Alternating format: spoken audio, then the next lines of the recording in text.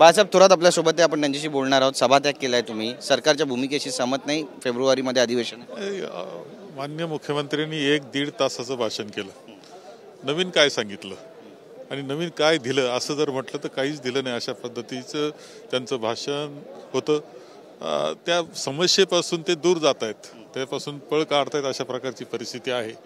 आता पुन्हा एकदा अधिवेशन बोलवणार, ठराव पास करणार, आचारसंहितेच्या तोंडावर हे सगळ्या गोष्टी करणार. तुम्ही काहीतरी एक स्पष्ट पद्धतीनं आज आम्हाला उत्तर पाहिजे होतं.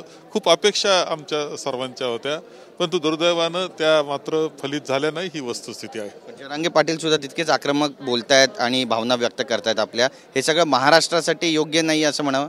नाही, असं आहे की त्यांनी आश्वासित फार चांगलं केलं होतं ना. असं आहे, सरकार ज्यावेळेस आश्वासित करतं, छत्रपती शिवाजी महाराजांच्या जवळ जाऊन त्यांच्या शपथ घेतं त्यांच्या हात ठेवून, त्यावेळेस अपेक्षा आमच्या वाढूनच जातात.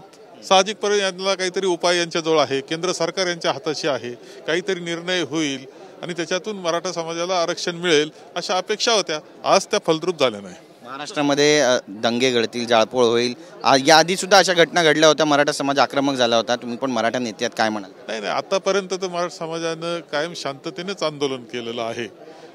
कधी असा अनुभव नाही. अलीकडच्या कालखंडामध्ये जे काही झालं ते कसं झालं हा शोधाचा विषय आहे.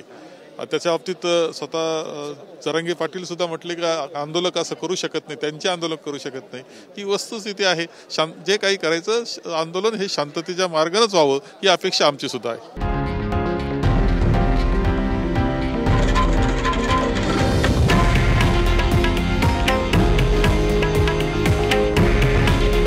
हे आहे देशातील नंबर 1 न्यूज नेटवर्क आणि आपण पाहत आहात TV9 मराठी. काळजी तुमची, हित महाराष्ट्राचं.